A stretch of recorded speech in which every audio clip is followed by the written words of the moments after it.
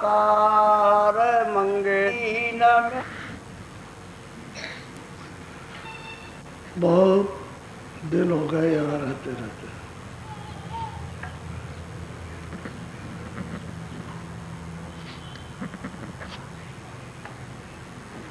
ये भूल भुलैया है, इसमें फंसते फंसते फंस गए। मकड़ी का जाल एक तरह से, उसमें फंस गए तो उसमें से निकलना बहुत मुश्किल है। कोई समृद्ध पुरुष मिले तो इस सूरत को, इस जीव को निकाले, नहीं तो इसी में फंस के और अपना जो अमूलक समय है उसको गंवा देते हैं। इनके ऊपर तो चड्डी लिए हुए हैं, काम और क्रोध, लोभ, मोह और अहंकार, और चित्त है, मन है, बुद्धि है, ये सब विकारों में, गंदगी में लिपटे हुए हैं। तो इनका भी अब कोई जोर नहीं चलता। अब यही दूत भूत जो है काम कर रहे हैं। अब इसके साथ में जो हो रहा वो तो सब आप रोज भी स्वयं भोगी हो, स्वयं उसको रोज उसके लिए चिल्लाते हैं, लेकिन कोई रास्ता नहीं मिलता।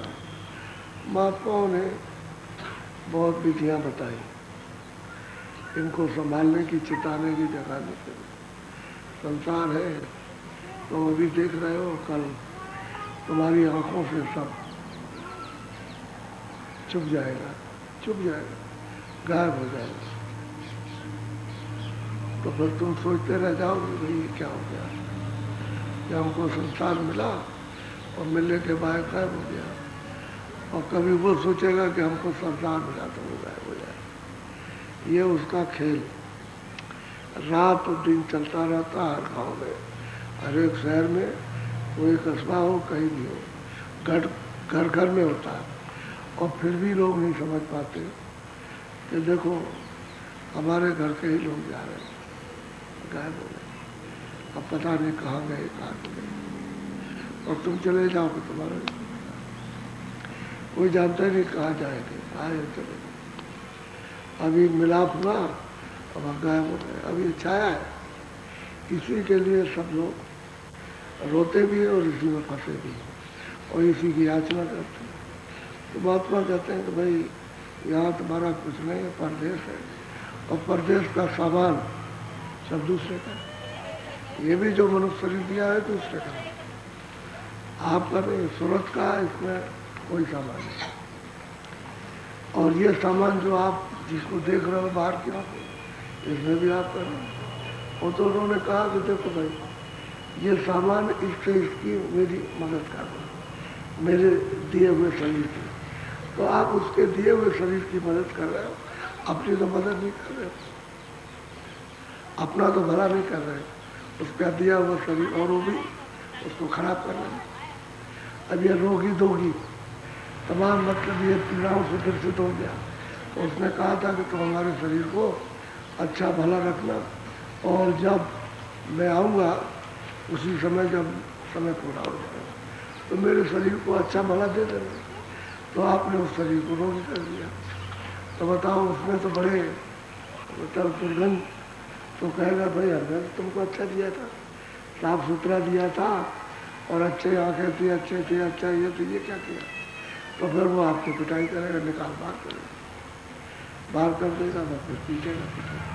तो असली शरीर भी आपका नहीं और सामान भी आपका नहीं, लेकिन शरीर को आप अपना मानते हो, सामान को। और जो सूरत अकेली बैठी है, जिसके कारण ये सब खेल हो रहा, वो तो अपने धन से वंचित है, उसको तो अपना धन नहीं मिला। अपने सुख से, अपने धन से, अपने आनंद से, अपने ज्ञान और संग।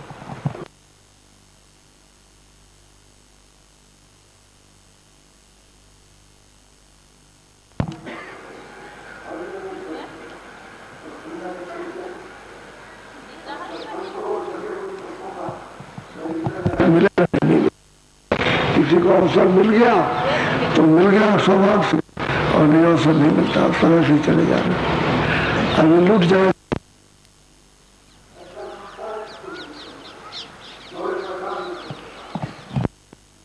कितना विलाप करो, कितना रोगे, कोई मदद करने खड़ा भी नहीं होगा। और चाहे जितने भी फौज सिपाही गोली मारो, कितने वो सब लूट लेता है और लेने चला जाता।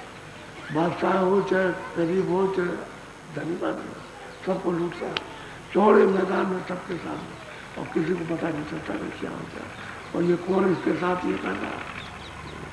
और फिर भी सब कुछ देखते हुए और थोड़ा बहुत भी विचार नहीं करते, क्योंकि बुद्धि तो इसीलिए दी गई कि आप इससे कम से कम जगत के सामान को तो सोचो कि भाई ये है क्या, तो उसको भी नहीं सोचते, क्योंकि बुद्धि जब मलिन हो गई तो क्या सोचेगी। साथ साथ चित्त और मन भी मेरा हो गया।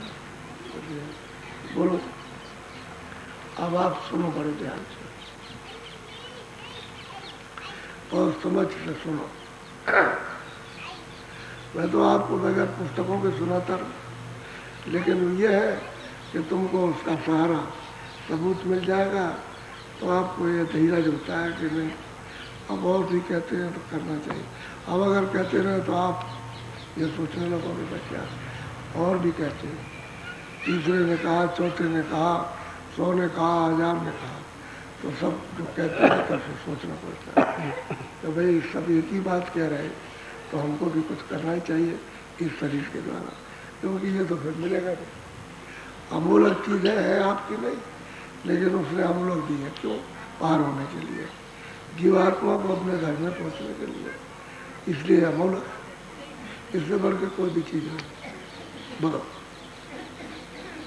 सोराते तू को क्यों न सुने धोने नाम, सोराते तू क्यों न सुने धोने नाम। कहते हैं भाई से तू मतलब ये दरवाजे पर नाम है, शब्द आ रहा, आवाज हो रही है, तो कहते हैं अरे सुने, घाट पर शब्द हो रहा है तो उसको सुनती रही, क्योंकि भेदी मिल जाए, जुत्ती मिले तब तो सुने। अब भेदी नहीं मिलता तो उसका प्रयास नहीं करती, कोशिश नहीं करती, चेष्टा नहीं करती, चलो भाई इसका कोई सत्संग मिलेगा तब तो जाग जाएगी, क्योंकि वो तो कहते हैं अरे सूरत तेरे पास ही धुला रही वेद वाणी, उसी को आजाद वाणी कहते हैं, उसी को आजाद वाणी कहते हैं। और तेरे दरवाजे पर रही दोनों आंखों के बीचों बीच में, और वही सूरत बैठी, ऊपर से आवाज आ रही है और उसको तो कहते हैं क्यों नहीं सुनती है। अरे उसको सुन तो ले कम से कम, क्योंकि जिसको तू पकड़ के आई और वो तेरे हाथ से छूट गया, क्यों छूट गया कि तब तमाशा देखने लगे। उसने ये बाजार लगाया तो बाजार लगा करके तब देखने लगे, तो बाप पकड़ के आया था, तो वो पकड़े हुए था, तो उसको पकड़ के, और जब तमाशा देखने लगी तो छूट गया। अब छूट गया तो उधर चली गई, उसको धक्का लगा तो उधर हो गया, अब वो न वो मिलता है न वो मिलता है, बाप भी छूट गया और लड़का भी छूट गया, और बाजार का मजा भी नहीं रहा, ना उसको कोई मजा, ना उसको कोई लड़के को मजा, और रो रहा और चिल्ला रहा और बाप नहीं मिल रहा, और लोग पूछ रहे, पूछा हमारा बाप किधर चला गया, वो कहता हमारा लड़का किधर, वो बाजार में खोला। ठीक है, ये हालत है जी की, कि उधर से आए थे या बैठे नाम पकड़े थे, तब तक उसने छोड़ा नहीं था। जब आपको सब सुख सुविधा दे दी, कोई तकलीफ थी नहीं, हीरे की, जवाहरात की, सोने की, चांदी की, शरीर के बस स्वस्थ शरीर था, अच्छी आंखें थी, अच्छे खाए थे, हाथ पैर सब बिल्कुल स्वस्थ, परिवार अच्छा था और सब तरह के भोग आपके सामने, तो धीरे धीरे करके क्या किया कि विधान बना के आपको दे दिया, क्योंकि सब सुखी थे। जब विधान बनाया गया तो कोई दुखी नहीं था, न किसी को रोग, न कोई पीड़ा, न कोई सिर दर्द है, न पेट दर्द है, कुछ नहीं, सब सुखी थे सबके, और सब संयम से रहते थे और लेकिन जब नियम बना दिया तो आप फिर पुण्य करने लगे कि भाई पुण्य का तो पालन करना चाहिए, तो दूसरों की आत्माओं के साथ में मदद करने लगे, यानी सहयोग करने लगे, उसका साथ देने लगे। तो इस तरह से साथ देते देते और पुण्य की गंदगी जमा हो गई। जब ये गंदगी बोझा आप पर लदा, तब भी तो मतलब पर्दा पड़ा, पुण्य का भी तो पर्दा है। अब वो पर्दा है तो उसके कारण क्या हुआ कि कभी आपने बुरा भी कर दिया तो बुरा भी पर्दा जमा, उनका भी पर्दा जमा, ऐसे जमा होते होते बस जो ऊपर से नाम आ रहा था वो आँख से छूट गया, पूरा से छूट गया, सुनना छोड़ दिया। उसमें से जो प्रकाश था वो भी देखना छोड़ दिया। अब वो कहते हैं मेरे सूरज तू मनुष्य शरीर में आई है, दरवाजे पर बैठी क्यों नहीं नाम पकड़ती है? नाम को, क्योंकि नाम जी जब जागे जोगी नाम को पकड़ के योग पद को तू प्राप्त कर लेगी और यहाँ से निकल चलेगी, ये जन्म मरण का स्थान छोड़ देगी, 4 खानों का छोड़ देगी, नरकों में जाना तेरा छूट जाएगा और तमाम व्याधियों से बच जाएगी। उस नाम को तो पकड़ ले। तो बहुत प्यार से कहते हैं, अरे सूरज तू धुन को क्यों नहीं पकड़ती है? नाम को पकड़, क्यों नहीं सुनती? तेरे हाथ पर हो रहा। अब यह है कि शरीर का जो घाट है वो तो जीवात्मा का घाट तो ये है और शरीर का घाट नीचे है। तो जहाँ ये सूरज बैठी है उसी घाट पर आ जाए, तब तो सुनने में युक्ति मिले, भेद मिले, तब तो ये काम कर लेगी। और भेद नहीं मिलेगा तो भेद किसी किसी को मिलेगा और किसी किसी को महात्मा मिलते भेदी, तब तो हो सकता है। बोलो। भूल भूलैया ने फसानी क्या समझाया राम। कहते हैं भाई उसने काल ने जो ये सब मांग के ले आया सब मसाला और उसको मिला जुला करके सभी सृष्टि की रचना कर दी। तो यहाँ भूल भुलैया में तुम आके फंस गई। अब ये बता सूरज तुमको देही में क्या आराम मिलता है? तो ये पूछते हैं भाई तुझे क्या करना है, तू बता। क्या लड़के दोस्तों को मिला, क्या माता पिता को मिला, क्या मतलब ये स्त्री पुरुष से मिला, क्या धन दौलत, क्या कुछ मिला, क्या खाने पीने से, क्या देखने से, क्या तूने आराम समझा किया? अब वो पूछ रहे, बता रहे, समझा रहे महापुरुष। तो वो तो बता तुझे कुछ आराम मिला? तो वो कहती है हमको हो जाए।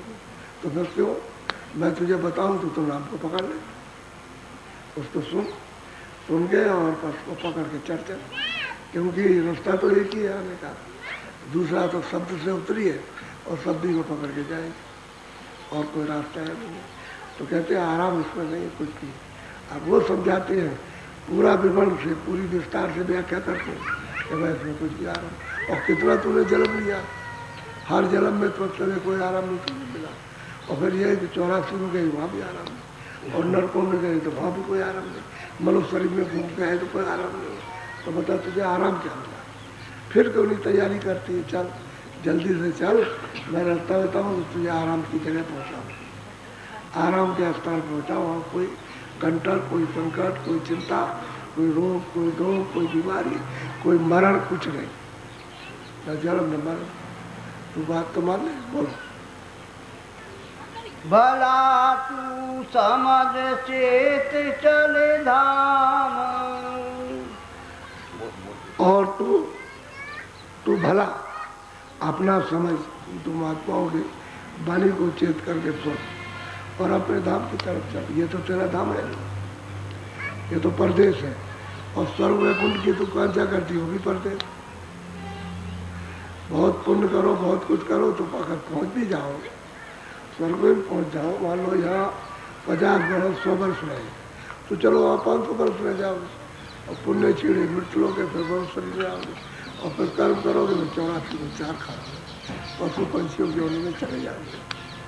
तो तू भला तो कम से कम अपना सोच और अपने धाम को, अपने घर को, जहाँ तेरा देश है वहाँ तो चलने की तैयारी कर, इतना तो कर कम से कम। उसको समझा रहे बहुत प्यार कि अपना भला कर। तो औरों का क्या था, किसी का अपना भला नहीं किया तो औरों का क्या भला होगा? अपना पहले भला करो तब दूसरों का करो। और आप तो मंजिल में पहुँचे नहीं और दूसरों की बात बताते। आपने तो स्वर्ग वैकुंठ वैकुंठ नहीं देखा और वो कहते हो तुमको स्वर्ग और वैकुंठ वैकुंठ मिल जाएगा, ये कैसे हो सकता है? ये तो भूल भुलैया है उसमें।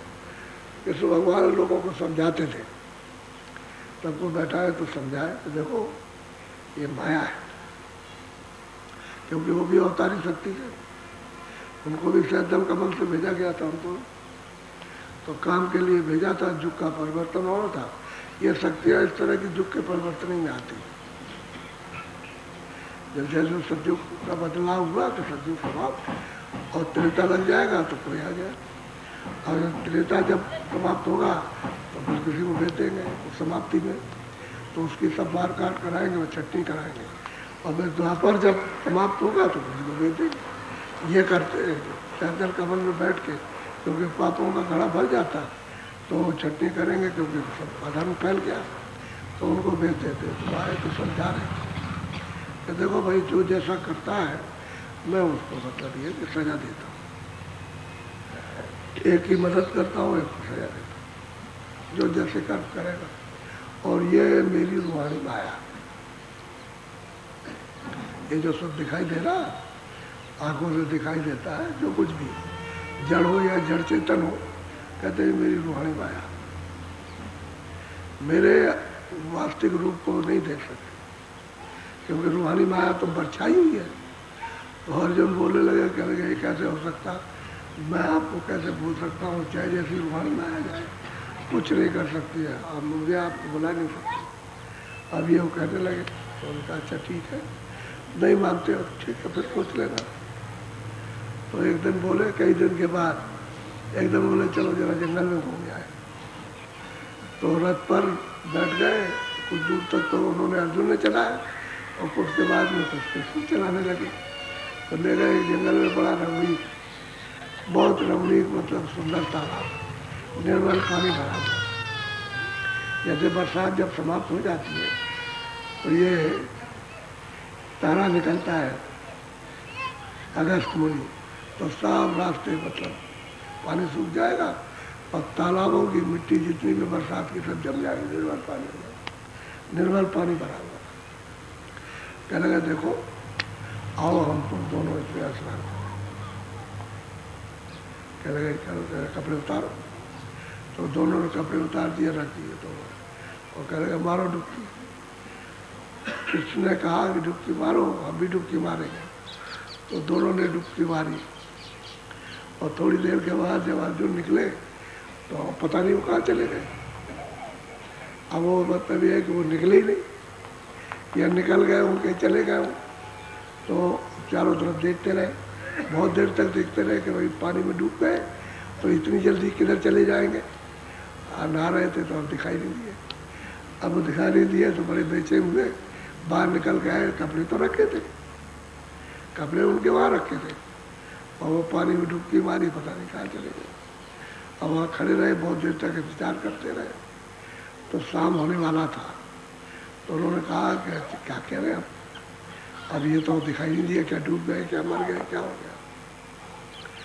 तो दौड़े, एक आदमी का लिए जा रहा था सिर पर भोजन काशकार, तो उससे पूछा अरे भाई तुमने इधर कृष्ण जाते हुए देखा? हट चुप रहो बेको, कृष्ण तो द्वापर में हुआ है, तो कलयुग है, ये तो कलयुग है, तो कृष्ण द्वापर में हुआ, कैसे कृष्ण का नाम ले लिया? तो अरे भाई शाम हो रही है, तो मुझे कोई गाँव ही बता दो, मैं उधर चला जाऊँ, यहाँ जंगल में कैसे रहूँगा? तो कह लगे जाओ उस तरफ चले जाओ, उधर गाँव में जाएगा। तो भागा अर्जुन उस तरफ गया, वहाँ तो वहाँ एक कथा हो रही थी, उसमें अर्जुन का, भीम ने, कुछ सहदेव, कृष्ण का, सबका नाम आया, सब वीरों का नाम आया उसमें। तो पंडित कथा कर रहा था, सबको सुना रहा था, ये पीछे से बैठ गए। तो जब इनका नाम आया अर्जुन, ऐसा वीर था ये था, तो ये खड़े हो गए कि मैं अर्जुन। तो उसने कहा देखो ये कौन क्या बोल रहा है अर्जुन, कहने मारो तो इसको। कहता है कि मैं अर्जुन, ये कलयुग लगा हुआ, अर्जुन तो द्वापर में हुआ था, ये तो कलयुग। तो पंडित ने कहा अच्छा ठहर जाओ, जरा कथा कह दूँ तब उसको फिर देखूंगा। ये तो उसको मालूम हो गया कि मारेंगे ये लोग, तो फिर उसने सोचा कि अब क्या किया जाए। तो जब कथा हो गई तो पूछा उससे कि तुम, अरे कह लगे कि मैं कोई बहुत द्वापर वाला अर्जुन थोड़ी हूँ, मैं तो कलयुग का अर्जुन। तो लोगों ने छोड़ दिया, अब उनको एक गांव बता दिया, तो उसमें वो रहने लगा, धर्मशाला टाइप उसमें रहने लगे। तो एक सेठ ने वादा किया था कि मेरी लड़की मैं उसके साथ शादी करूंगा जो सबसे बलवान होगा गांव में। तो ये बलवान था। कह लगे भाई वो परदेशी है, एक बहुत बड़ा बलवान है बहुत, और तुम उसके साथ शादी कर दो, खेती दे दो और बैल दे दो। गाँव में आदमी आया बाहर से तो यही रह रहा, तो उसको खेती दे दी, बैल हल दे दिया, सब दे दिया और उसके साथ शादी कर दी। अब उनके 2 बच्चे हो गए और कृष्ण की बात तो भूल गए, कृष्ण की बात को ही भूल गए। तो लोगों ने बड़ा ढिंढोरा पीटा कि वो जंगल में बड़ा एक तालाब है, वहाँ पर बड़ा भारी मेला लगा हुआ, तो सब लोग बैलगाड़ियों से सब चले जा रहे हैं। तो इसने कहा कि अरे पतिदेव, बड़ा मेला, चलो सब लोग जा रहे और हम लोग भी चलेंगे, कुछ दान पुण्य करेंगे, कुछ कीर्तन करेंगे और कुछ पूजा पाठ होगी, कुछ स्नान करेंगे। तो उन्होंने कहा कि अच्छा चलो। तो गाड़ी बैल को सजा लिया और खाना आना सब रख लिया, जानवरों का चारा भी रख लिया, और वहाँ गए तो लाखों की भीड़। कोई नहा रहा, कोई दान पुण्य कर रहा, कोई कुछ कर, कोई पूजा कर रहा, कोई सूरज को पानी चढ़ा रहा, कुछ कर रहा। वो देखा उसने, तो उसने कहा कि चलो भाई तुमको स्नान करा दे। तो बच्चों को किसी को स्नान कराया और जाके गाड़ी के पास गाड़ी बैलों को चारा डाला और कहा तुम लोग यहाँ रहो, मैं अब स्नान कर रहा हूँ। और निवृत्त हो गए तो गए स्नान कर। जब स्नान कपड़े उतारे, स्नान करने लगे, डुबकी मारी और बाहर आए तो एक भी हाथी नहीं, कोई मिला नहीं है, कोई बैल नहीं है, कोई बच्चा नहीं है, कोई स्त्री नहीं है, कोई गाड़ी नहीं, कुछ नहीं। मजबूर खड़े हुए और कृष्ण खड़े और 2 कृष्ण ऊपर खड़े हो, वो मतलब कोई नहीं है। उसने जब देखा पानी में तो अब आया निकल करके, तो वो खड़े कि आए हमारे बच्चे, हमारी स्त्री, हमारे बैल, हमारी गाड़ी। तो कृष्ण कहते हैं कि अरे भाई अर्जुन, तुम तो कहते थे कि भाई मेरी रूहानी माया मुझको नहीं भुला सकती है, मैं आपको याद करूँगा। तो अब क्या होगा? कह लेगा हाय मेरी गाड़ी, हाय मेरे बच्चे, हाय मेरी स्त्री, बस ये चिल्ला रहे और बस विलाप कर रहे हैं। अरे भाई, मैं तुमने कहा था कि मैं नहीं भूलूंगा, मैं कृष्ण हूँ और तुम अर्जुन हो। कह लेगा हाय मेरी गाड़ी, हाय मेरे बच्चे, हाय मेरी स्त्री, हाय मेरे ये।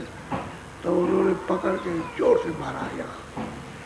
तब वो माया का पर्दा हटा, कह लगे मैं तो आपको भूल गया। कहले मैंने नहीं कहा, ये रूहानी माया, ये जड़ माया।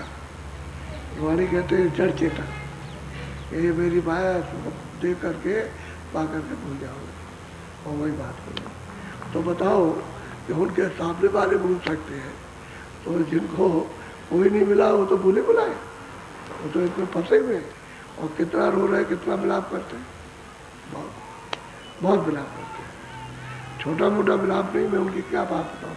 मेरे पास तो यही कहानियाँ आती हैं, यही चिल्लाते हैं आकर के, तो इस तरह का मिलाप करते तो नहीं, कोई किसी का नहीं है। तुम क्यों नहीं भजन कर लेते? और तुम्हारी जो प्रारंभ में तुमको मिलेगा, खाने को, शरीर के लिए खाना और कपड़ा मिल जाएगा। तुम इतना अधीर यानी हो रहे हो बुद्धि से कि आप क्या करूँगा। अरे भाई प्रारंभ तुम्हारी है, जब तुमको मतलब 4 महीने हो गए और तुमको खाना और कपड़ा मिला तो आगे मिलेगा।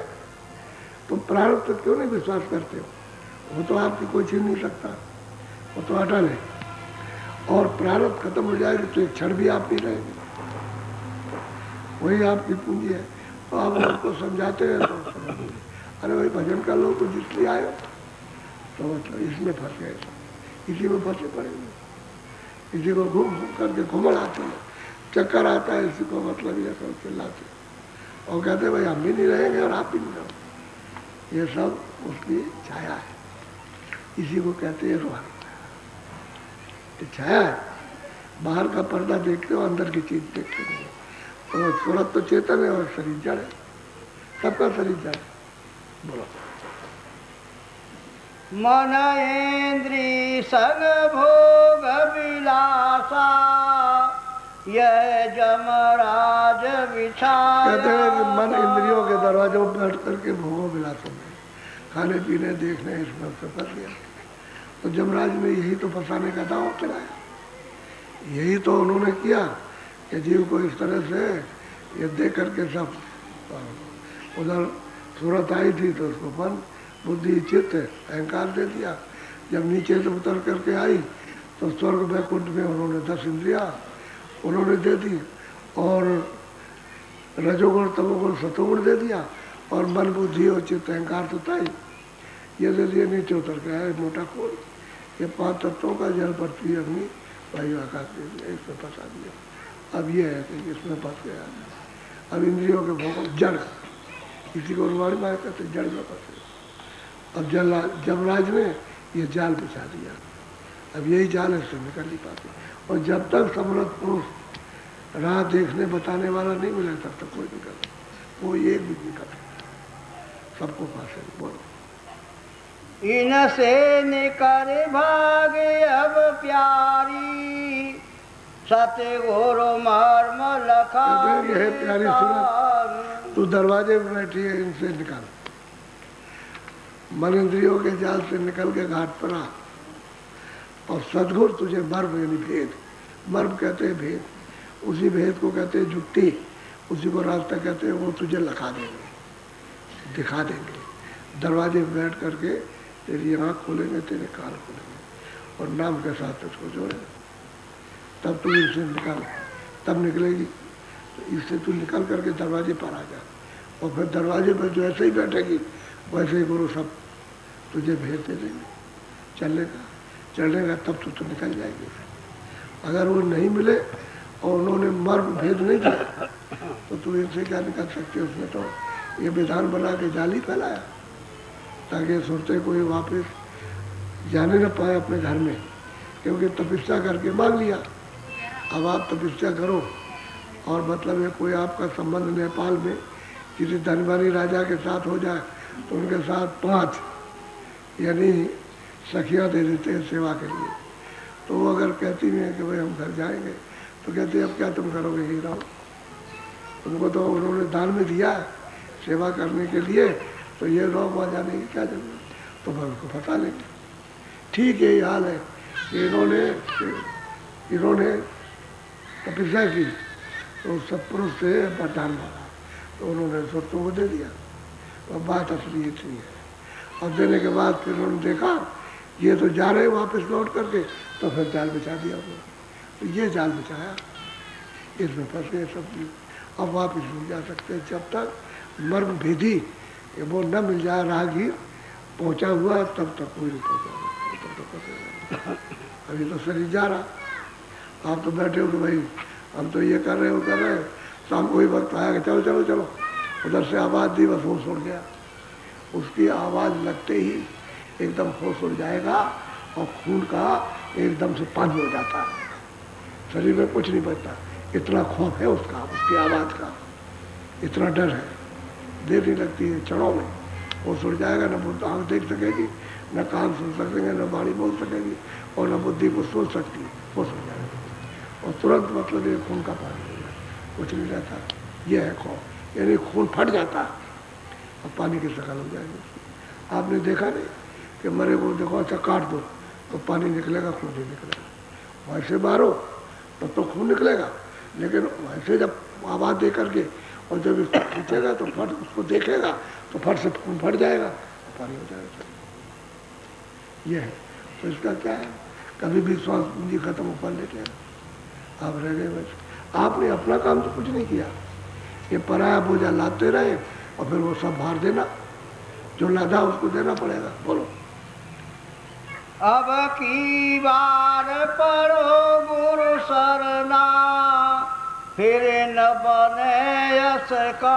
कहते भाई अब की बार मनुष्य शरीर में तुम जाकर के किसी गुरु के पास पहुंच जाओ जो सच्चा रास्ता जानता है, देखता है, वो मर्म बता देगा। अब की बार यह दांव मिला और फिर ऐसा दांव फिर नहीं मिलेगा। कि आपकी खोज करो, तलाश करो, वापस उनके पास पहुंच जाओ और वहाँ ये रास्ता लेकर आप अपना काम करो, नहीं तो उसने जाल बिछाया निकाल नहीं सकता, खोल भी नहीं सकता। बोलो यहाँ तो 4 दिवस रहे बासा, फिर भटको 84। कहते भाई 4 ही दिन तो रहना। 4 दिन का मतलब है कि जब बच्चा जन्मा तो बाल अवस्था, जरा सा बड़ा हुआ तो किशोर अवस्था, और थोड़ा सा बड़ा हुआ जवानी, और थोड़ा सा और चला तो बुढ़ापा आ गया। 4 ही अवस्था तो रहना, अगर पूरा चलो तो 4 ही अवस्था, 4 ही दिन रहना। और कहते हैं फिर कहते हैं 84 ग्राम यानी 4 खानों का अंडज पिंडज जो खोज अवस्था उनमें इस जीवात्मा को बंद कर देना चाहिए। यही जीवात्मा है। इस मनुष्य शरीर में कर्म करके तब उसमें बंद की जाती हैं, ऐसे बंद नहीं की गई। सबने जब कर्म किया है 84 का, तो इसमें से निकाल के उसमें बंद कर दिया। कुत्ते में, बिल्ली में, चूहे में, शेर में, सांप में, इसमें उसमें सब में बंद करें, वो तो 84 4 खाने 84 लच्छे हुए, उसमें बंद कर देते। तो फिर भटकते रहोगे तो मनुष्य नहीं मिलेगा नहीं। बोलो।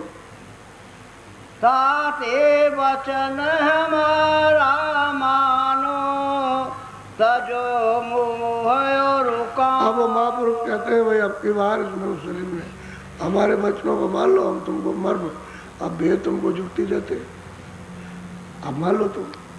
वो कहते हैं थोड़ा सा मन को इंद्रियों के दरवाजे से थोड़ा सा हटाओ, इतना ही करो, थोड़ा सा हटाओ ताकि सिमट के दरवाजे पर बैठ जाओ। तो वहाँ से यानी काम वो जो गुरु महाराज करेंगे वो काम महापुरुष कर लेंगे सूरत के साथ में। तो सूरत का सच्चा धन तो नाम शब्द है, शब्द ही सच्चा उसका धन है। शब्द ही को छोड़ दिया वही उसका धन, वही आनंद है, वही शक्ति, वही ज्ञान है। उसको छोड़ दिया तो अज्ञान हो गया। तो कहते हैं भाई अभी अवसर मिला, और नहीं तो ये भी छूटा चलता जा रहा समय। अब बहुत तो निकल गया, अरे बहुत गई थोड़ी रही, वो भी रहती ना, बहुत चली गई थोड़ी रह गई, जाने वाले और क्या। आप कहते हो नहीं हम 100 वर्ष रहे, क्या अभी बैठे क्या ठिकाना है, किराए का मकान है, अब क्या ठिकाना, उसका समय पूरा हो गया तो चलो भाई चलो चलो। ये हमेशा सोचते रहना चाहिए। तो कहते हैं थोड़ा सा मूल सकल व्याधियों का मूल, यानी जितनी व्याधियाँ उत्पन्न उन से होती, तो आपने मुँह पाल रखा, कहते थोड़ा जरा सा हटो। और ये कामनाएं जो होती है तरह तरह की, कहते उस कामना से और मुंह से थोड़ा सा हटो, इधर दरवाजे पर आ। तो गुरु ने अपना काम कर दे, तेरे साथ तुझे जगा दे और चला दे तुझको। बोलो। मन भोरा यह कहन माने, लगा भोग रस खा। और कहते हैं मन बोरा, बोरा कहते हैं पागल, कहते हैं कि व्यक्तियों के उन भोगों में लगा पड़ा वो बहुत पागल, कहानी मानता। महापुरुष आते हैं बहुत समझाते, लेकिन कहानी थोड़ा सा कहना तो मानो, लेकिन यह है कि पागल है और वो उसमें लगा पड़ा, तो आदत बना है इंद्रियों के घाट पर बैठने की, तो बार बार उसमें जाता। अब पागल ही तो है, फिर तकलीफ पाएगा तो रोए, बहुत तकलीफ होती है।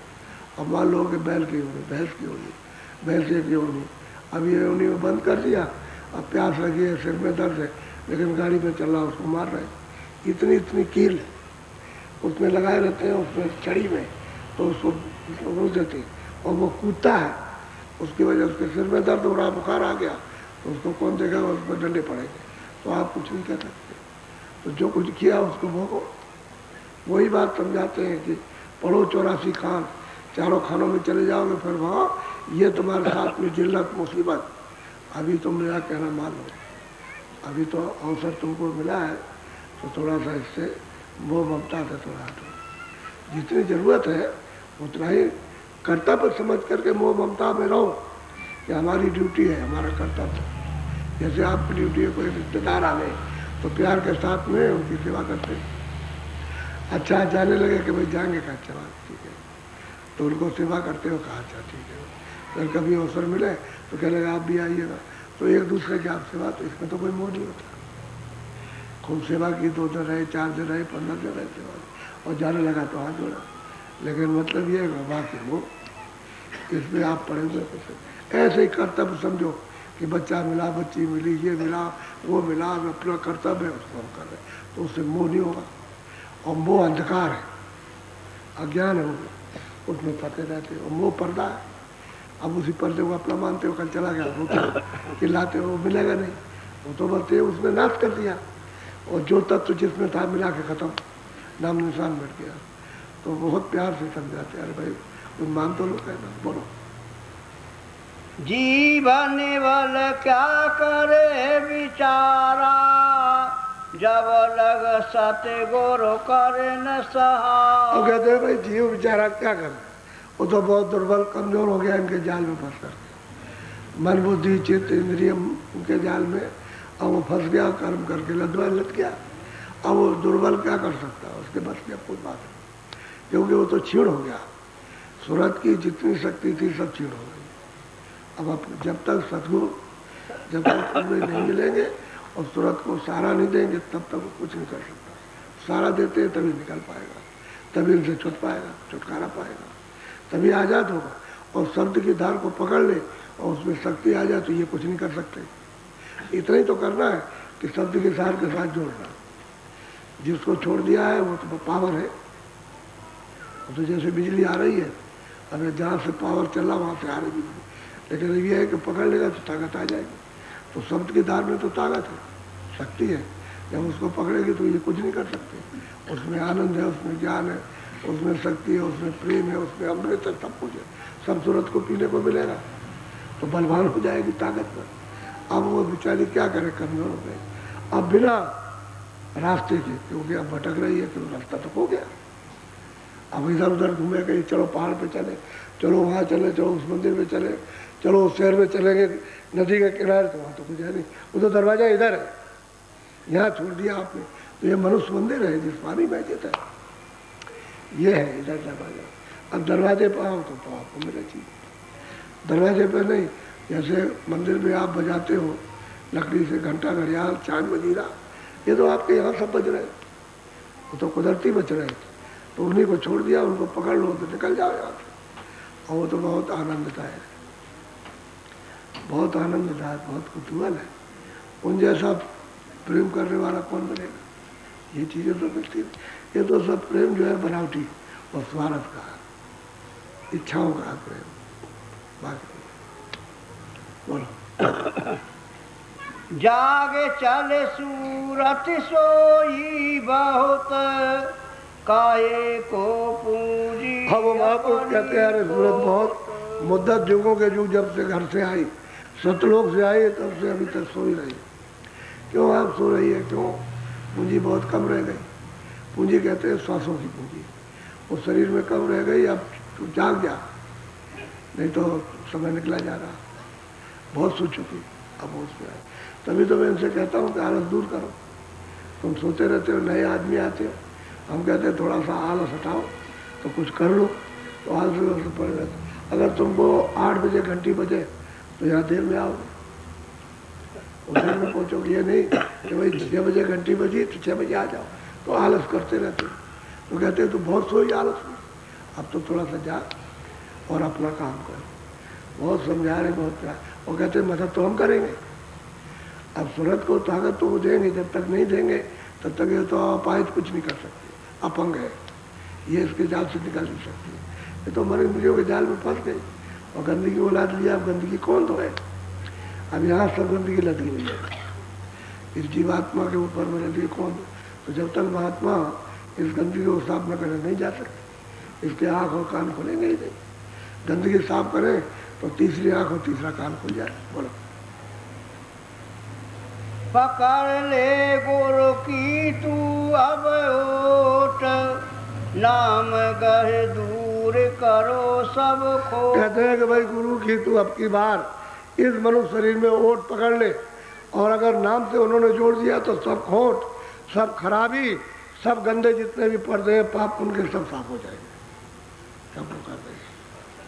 तो मतलब ये है कि ओट तो ले ले, जो कहते हैं ओट लेने का मतलब जो कहते हैं उसको करो, यही है भक्ति। कहते भाई इधर घूम के इधर आओ और फिर उधर सफाई कर दे, उसके साथ जोड़ दे, तो सब तेरी पोटली जितनी भी खोट खराबी है, जो गठरी लदी हुई है कर्मों की, पाप उनके सब उतार देंगे, साफ हो जाए। इतना बड़ा काम करते। और फिर यह है कि उससे ज़्यादा और सहायक कौन हो सकता है? और कोई सहायक जीव का नहीं है जो महापुरुष जीव के सहायक, क्योंकि सुनते तो सब वहीं से आए और वो भी वहीं से आते। तो कहते हैं वही यहाँ कहाँ तुम फंसे हो, ये सब परदेश है, चलो अपने घर में, और रास्ता तुम्हारे पास से गया।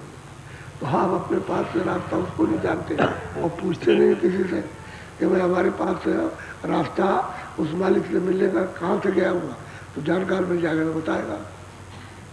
अरे दरवाजे में तो अंधकार है, गंदगी की वजह से दरवाजा खुल जाए तो सामने रोशनी प्रकाश, उधर तो सूरज न डूबता न निकलता, वो तो प्रकाश उसमें रचना सब। बोलो। काल अब मारे छिन छिन चोट, शब्द सल डार कर्म की। कहते हैं भाई काल तो जो कर्मों का आपने उसके देश में खराबी की है, जो अनित किया आपने, तो वो तो आपके ऊपर हो तो चोट छिन छिन मारेगा, क्योंकि समय पूरा हो रहा सांसों का, बस फौरन ले जाएगा तो उसमें बंद करेगा, वह मारता रहेगा, उसमें से निकालेगा, उसमें बंद करेगा, 4 खानों में बंद करके पीटता रहेगा, फिर वो उससे निकलना इधर हो नहीं सकता, और छिन छिन चोट मारता है। अब ये तो कर्म की पोट तो उतरवा लो, जो कर्म लदे हुए उनको तो साफ कराओ। जब वोट में जाओगे तो सफाई होगी, और वोट में जाते नहीं हो, उनकी बात को मानते सुनते नहीं और अपनी ढका पे लगाए रहते। अब आप क्या है, कोई आदमी बात कर रहा है, कोई भी आदमी हो, ये नहीं सोचते हो कि भाई क्या कह रहा हूँ, रुकते नहीं हो, आगे उसके आगे खड़े हो गए आकर के, अपनी बात कर ले, उसकी बात छूट गई, और तुम बात करने लगे तब तक तीसरा खड़ा होगा, तो तेरे पल्ले भी नहीं, उनके पल्ले भी नहीं। तुमको तो सोचना चाहिए कि भाई एक बात कर रहा है तो समझा रहे होंगे, चलो बात खत्म हो जाए, अब खड़े हो जाएंगे, उसके बाद नहीं 4 खड़े हो जाओ, उसके आगे खड़े हो जाएंगे, वो बात ही किसी न खुद कुछ समझ सकेंगे और न कुछ पूछ सकेंगे, न पीछे वाला पूछ सकेगा, यह हाल है।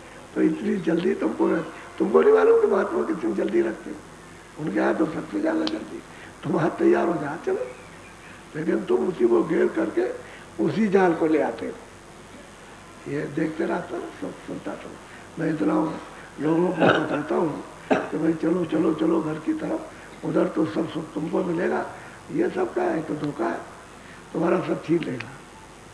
और चिंचित हथौड़ा मारता है कल, फिर उसके घर को सहन नहीं कर सकते। बोलो। मैल मन क्यों नहीं अब तू धोत, शब्द संग सूरत क्यों नहीं पो। कहते हैं कि भाई तू अब अच्छा समय है कि गुरु मिल गए और ढूंढने अगर मिल जाए तो बहुत अच्छा, तो कहते हैं तू अपने महल को क्यों नहीं धोता, शब्द के साथ तू जरा सा जुड़ जा तो तेरी पोट उतर जाए, गठी उतर जाते, कोई तेरे ऊपर कुछ रहेगा नहीं। यही बात रोज कहते हैं भाई थोड़ा बहुत कुछ करो, और तुम कुछ करोगे नहीं, शरीर का तो धर्म है कुछ करने का, कुछ तुम करो कुछ बात वो करे, और ऊपर से जिसका वो ध्यान कराए कुछ वो करता है, ऊपर से दया करेगा, कुछ इधर से दया होगी, उधर से तुम्हारा कर्म होगा, उसमें तो जोर नहीं लगाते हो, करते ही निमित्त मात्र भी नहीं करते हो, बस ऐसे समझते हो कैसे ऐसे नहीं चलना पड़ेगा। तुम इसमें कर्म करके फंसे हो तो थोड़ा कर्म करके निकले हो, वो उतार देंगे तुम्हारी गठरी को, धीरे से धो डालेंगे, सूरत मन सब साफ हो जाएगा, घंटा करो ये सब सफाई हो जाएगी। बोलो। निरख ले घट में अद्भुत ज्योत, खोलिया सतगुरु पूरे भक्ति सो।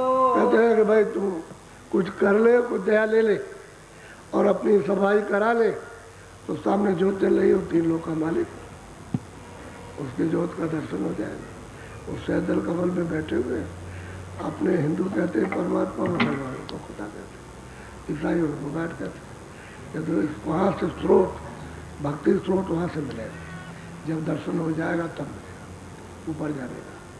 और जब तक कि नाम से शब्द से नहीं जुड़ती है तब तक मतलब ये है कि वहाँ जा नहीं सकती, कोई नहीं जा सकता, इसलिए बड़ा अवसर है, तो होना आप समय मिल गया तो कुछ कर लो। तो 3 चीज़ें मुख्य है, सत्संग सुनो,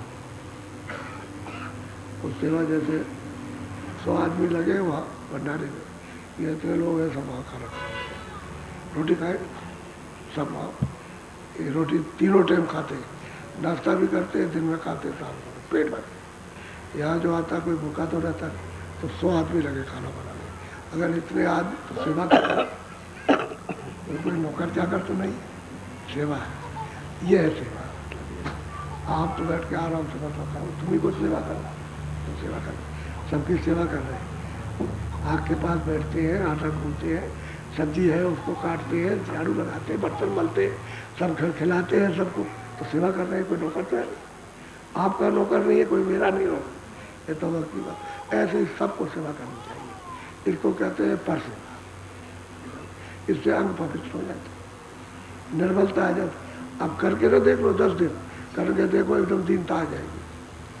सबकी सेवा करोगे एकदम अंदर से दीनता आएगी, दीनता के स्रोत आ जाएंगे हमसे, हम कुछ नहीं, हम तो सबसे छोटे हैं। करना चाहिए, जब करोगे तभी पता चलेगा किसी काम को करो। और ऐसे रहोगे सत्संग, सेवा और भजन, भजन करो।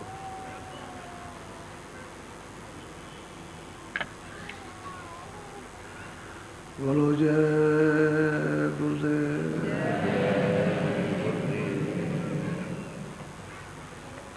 अब आप बैठ जाओ भजन कर, बैठो थोड़ी देर भजन बैठ जाओ, ऊंचा ध्यान देके सुनना, बैठ जाओ भजन।